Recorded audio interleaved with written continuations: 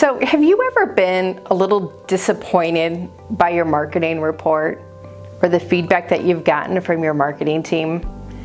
Have they ever come to you and you just kind of felt like it didn't quite meet the expectations that you had in your mind for what was going to happen or what they were going to share with you? It's not uncommon. In fact, we hear it quite a bit as we're talking to new clients and prospecting for new businesses. And so let me give you some tips today on how you can maybe minimize those areas of frustration where they're not really delivering to your full expectations. Thanks for joining us today for Down Digi, where we're getting down to the business of digital marketing. I'm your host, Karina Keys, brought to you by Key Media Solutions. So the best way to ensure that they are meeting your expectations is to be really clear with them on what you want to accomplish. So we want to make sure that we have very clear goals established from the beginning on what a successful campaign really looks like to you.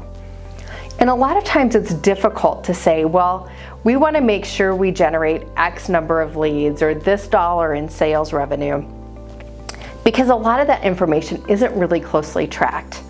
And there's so many things that are happening in your organization, it's hard to attribute a certain dollar amount to just one aspect, whether that's your digital media or coming from trade shows. But if you're really open with your team and you share them, this is my big picture view, this is everything that we need to accomplish with this budget that I'm entrusting you to. And we need you to be accountable to a portion of that, even though we might have some other things going on the side or another team working on some public relations or trade show prospecting. Overall, we still need to track and be accountable to a certain part of that. So making sure that they really understand clearly what is it that you're trying to accomplish, what does it look like? And I always ask the question, if we sit across the table again in 6 months, what has to happen for you to be happy with the results of the campaign? What do you need to see to say this has been successful? And then break that down into developing SMART goals that are measurable, timely, and actionable. This aspect, the ability to set those goals, really should be established at the very beginning so that it layers the groundwork of everything that your marketing team is trying to accomplish. So once you have those goals established, you tell them what you want to see as an outcome for the campaign, they can start working backwards to set up some of those foundational pieces. Because while they have the goals, and if their actions are trackable, measurable, have specific timelines on them, they can also set up some tracking mechanisms within the analytics, within the website, within your CRMs, to be able to measure and report in near real time on the accomplishment of those goals. So setting clear expectations, making sure that they're measurable and you have the pieces in place at the beginning to measure those outcomes are two critical components.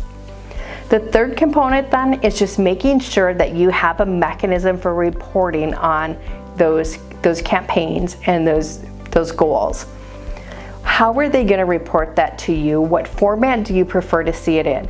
Do you want to see an Excel document with a bunch of numbers on it? Would you prefer them to present to you a PowerPoint that breaks down what is the ad creative and what is the journey band and what are the trigger points that are leading to some of those conversions? Make sure your marketing team really understands what you prefer to see as that outcome so that they can deliver that to you in the timelines that you expect it to be in the format that works best for your own work style. Thanks for joining us today for Down Digi. I hope you know more now than you did a few minutes ago. Until next week, cheers.